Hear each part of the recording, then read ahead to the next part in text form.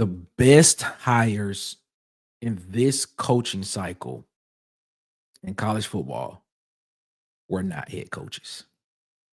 We're going to talk about it. Ladies and gentlemen, my name is Nick Frazier. If this is your first time here at Water Cooler Talk Sports, your first time around the water cooler with us, we appreciate you so much for being around here with us. Thank you so much for checking us out. Please hit the subscribe button, hit the like button, share the content, comment on the content. We interact with everyone. We are trying to hit 1,000 subscribers before the end of 2025. So please do that for us. If you are a returning viewer, if this is your 5th, 6th, 7th, 8th, 9th, 10th, 11th, 12th, 20th, 25th, 50th, 100th time watching us, please like the content, subscribe to the content, share the content, comment on the content. As I stated before, we're trying to hit 1,000 subscribers before the end of 2025 because we're going that way. And we thank you so much for coming around here and chilling with us here. But let's get into the topic tonight, man. This is a topic I've been thinking about. You know that there were a lot of coaching vacancies in the SEC this year, or just in college football in general.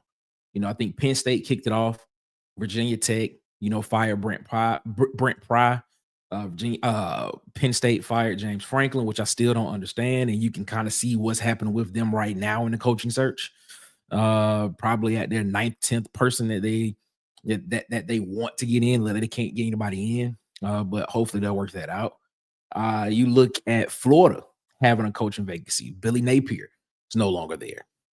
You look at Auburn having a coaching vacancy. Hugh Freeze is no longer there. LSU, Brian Kelly, no longer there. Oklahoma State, Mike Gundy, been there for a long time. He's no longer there. You just had a lot of coaching searches. Mark Stoops at Kentucky, no longer there. A tenured coach. Had a lot of guys that are no longer there. You had a lot of guys hired. I'm pretty sure. I think almost all of them are hired. I think almost all of them are filled, except for a couple. I think you have Will Stein at Kentucky, who's going to be hired soon. I think you have Eric Morris, who's going to Oklahoma State. John Summerall, who's at Florida. Of course, one young Alex Golesh, who's coming to the Plains to be the next head coach of the Auburn Tigers. Lane Kiffin moves from Ole Miss to LSU.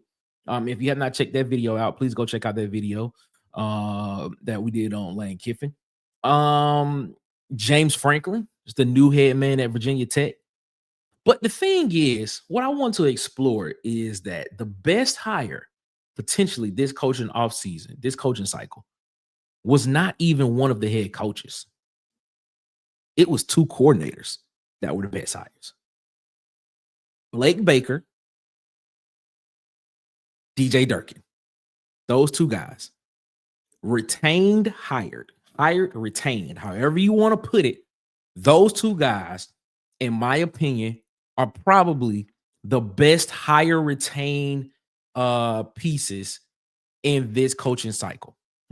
Let's start with Blake Baker at LSU. Blake Baker at LSU came in the 2024 season. Came in because the LSU before that could not stop a cold. They couldn't do anything. Defense was not what a lot of people were used to seeing from an LSU defense. They were not used to seeing that hard-nosed, physical LSU defenses that could carry games, defenses that could come in and dictate offenses and things, stuff like that. That was not at LSU. That had been gone for a long time. Brian Kelly came in. The offense looked good his first season there. Took LSU to a SEC championship game. Won 9-10 games every season he was there, but did it mostly because of the offense. Had a guy win a Heisman Trophy and Jane Daniels at quarterback while he was there, but the defense was never the complementary defense that you saw at LSU that you were used to seeing when it came to LSU defenses. In comes Blake Baker. Blake Baker comes in from Missouri. You look at him in 2023 when he was at Missouri, he had the number 5 offense in the country. Number 5 defense in the SEC, excuse me. And Missouri was an 11-2 win team. a defense that only gave up 20 points per game, gave up just under 336 yards per game. You brought that into LSU in 2024. Now, granted, they had a lot of injuries on that in that 2024 season as well. I think Harold Perkins Jr. went down early in the season, was not able to play. Didn't have the guys up front. They didn't recruit well up front on the defensive line. They had those type of superstar guys, those type of difference maker guys that can come in and help. And his first season there in the 2024 season, you kind of still saw that, but you kind of saw some glimpses as well too. Even though they were the number 11 ranked defense in the conference, they still only gave up 24 points per game. I mean, they gave up less than 370 total yards per game on average. That's what you were looking at. But then you come into this season, you come into the 2025 season, you go out and you get a Jack Pyburn in the transfer portal. You go out and get a Patrick Payton from the transfer portal. Two guys, one came from Florida State, one came from Florida. Guys that have played at the biggest level in Power 4 college football. You get Harold Perkins Jr. back. You shore up that front seven with those three guys that can rush the passer. Then you get some other guys in the portal as well that were able to come in and help and do some things as well. You look at that, and drastically, there's a difference. You go from being the number 11 defense in the SEC to this season, at the end of the regular season, being the number 6 defense in the SEC. Only giving up 18 points per game, less than 320 total yards per game. This defense was rocking and rolling. You add the Weeks brothers in that situation. I mean, the West and Weeks in there. Defense was rolling. The performance I always go back to this season when I look at LSU is the game against Florida. When Florida came into the swamp and DJ Ladway threw 5 interceptions in that game. LSU turned him over 5 times. LSU should have won. LSU should have won that game by more points, but that defense basically won that game for them. The score was 20-10. Florida still had every opportunity to go down the field and score because LSU's offense couldn't do anything. But the defense was just so solid. It was just so solid that they were able to come out and still hold that game together, even though the offense couldn't even get anything going for them. You look at the last couple of games that they had at the end of the year, playing an Arkansas team that was the number 1, number 2 offense in the conference, holding them to 22 points. Defense was no joke. Blake Baker came in and changed that thing around. And when you look at what Lane Kiffin is coming in with, Lane Kiffin's best year in the past 3 seasons at Ole Miss, his defense in 2024 gave up a total of, on average, 311 yards per game, 14 points per game. If you are expecting Lane Kiffin to bring the offense that he has put up in the SEC at Ole Miss to LSU, and you can pair that with what Blake Baker has done on the defensive side for LSU since he's been there, especially with the proof of concept that he put on this past season, you could possibly see something work there. You could possibly see some shape. LSU could be back in that playoff conversation. They could be back in the SEC championship conversation. We don't know. We'll see. Switch it over to I got DJ Durkin, man. DJ Durkin, 2023 was the defensive coordinator at Texas A&M. You look at the numbers for that team. I think a lot of people will say a really, really good defense. A defense that gave up 22 points per game, less than 320 yards total per game is what you're looking at. Everywhere DJ Durkin has been when he's been the defensive coordinator, his defenses have been aggressive, but they've been constant, consistent. Consistency is what I think about when I think about DJ Durkin. Aggressiveness and consistency. 2023, he had the number 3 ranked defense in the SEC at Texas A&M. Comes in 2024 at Auburn after everything shakes out at Texas A&M. Mike Elko comes in to be the head coach at Texas A&M after Jimbo Fisher is relieved of his duties. You come in 2024, DJ Durkin takes over. First season, number 9 defense in the conference, giving up 21 points per game, 330 yards per game they're giving up. But the problem that he had as well, too, was an offense that wasn't able to score consistently. A defense that was keeping Auburn in games, keeping them in a bunch of games. You bring it to the 2025 season, the same thing. You're giving up 20 points per game, less than 330 yards per game, and a defense that allowed less than 100 yards rushing on average all season. But the offense couldn't give you enough to be able to help you win games. Then the head coach is fired. He becomes the interim head coach. Now he had to split his duties between being the DC play caller and head coaching duties. And you see the defense take a little bit of a back step towards the end of the season when he becomes the interim head coach. But now you bring in one young Alex Golesh. You look at his offenses since he's been at USF. Prolific. Giving averaging 470, 500, 450 yards a game, putting up points per game.